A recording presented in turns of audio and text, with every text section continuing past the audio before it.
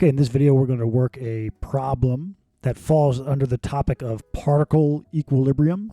So any free body diagram that we draw can be drawn as just a point or a particle. And this is because all of the forces acting on that body are concurrent.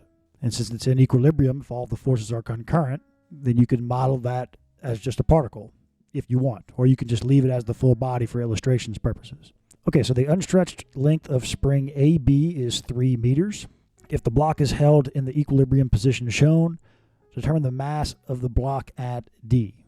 Okay, so we know that we can definitely find out the force in spring AB because we know its unstretched length, and then we know its length because we've got this dimension and this dimension. So let's go ahead and find out the force in spring AB. So the current length of spring AB is, through the Pythagorean theorem, so 4 squared plus 3 squared. This is the length of AB. So 16 plus 9.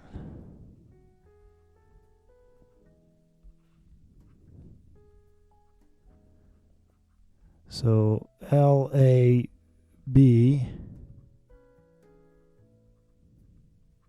is equal to 5 meters. The unstretched length of AB is 3 meters.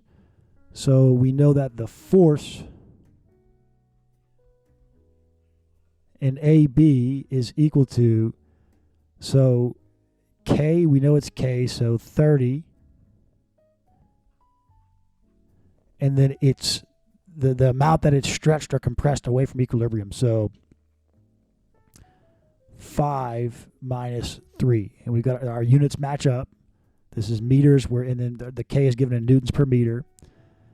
So this is 30 times 2. So FAB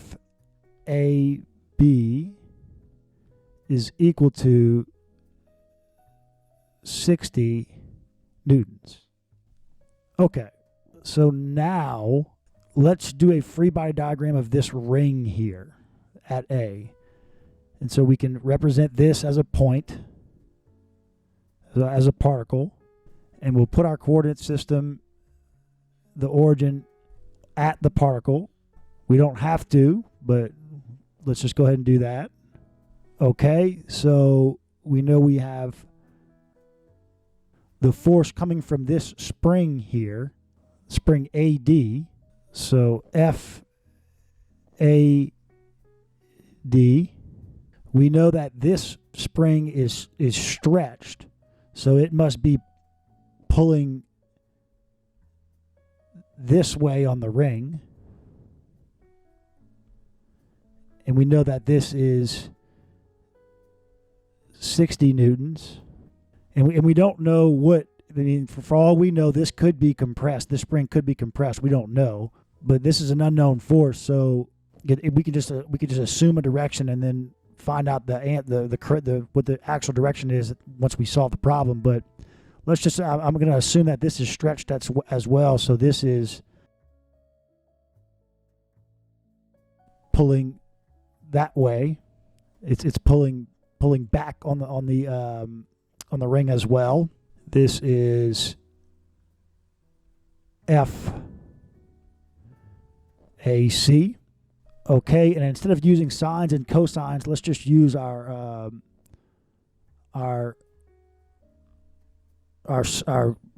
slope proportions. So this is 4, 3, and this is 3 to 3, so 1 to 1. Okay, so now let's go through our equations of equilibrium. Sum of the forces in the X is 0. The ring is not moving. So minus FAC, and then so the hypotenuse is root 2, and then, well, they're both 1, but we would choose the horizontal. okay, and then plus 60, and then so 4 squared, so the hypotenuse is 5, and the horizontal is 4. Okay. So 1 over root 2, 0.7071, so minus 0.7071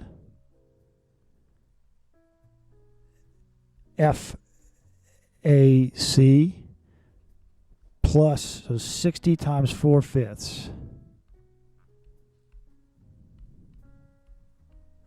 48.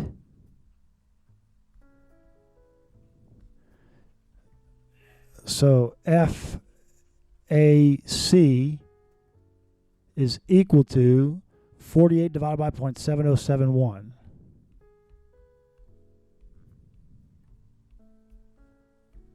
$67.9. And that is newtons. Okay, so now let's sum the forces in the Y.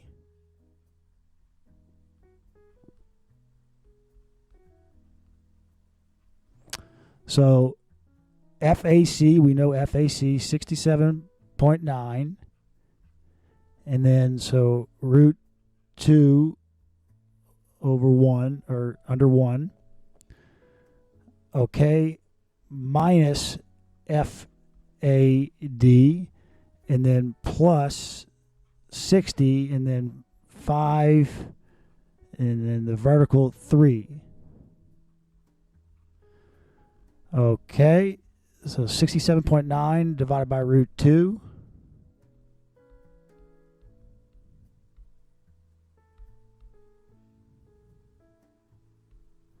$48.013 minus FAD plus 60 times 3, so 36. So we've got that FAD is equal to, this would be just 48.013 plus 36.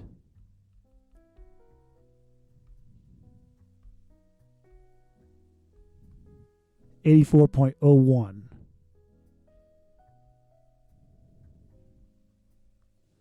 Okay, so this is the force in this spring AD, but the force in spring AD is just whatever the weight of the block is. Like, because you can change the spring to be wherever you want. Let's say you make the spring extremely stiff. The K is 1,000. Well, so then it won't sag as much, but it's still the exact same force. It's the same block, right? The free body diagram of the spring, those two forces are the same. Okay, but it wants the mass of the block at D. So we just need to convert the weight to mass. So we know that W is equal to mg. So all we need to do is just, like, the mass of block D is this weight. We know that that's the weight divided by, right? So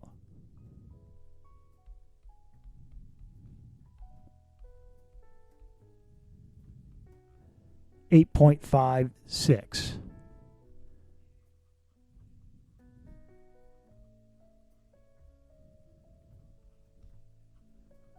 And that is your answer.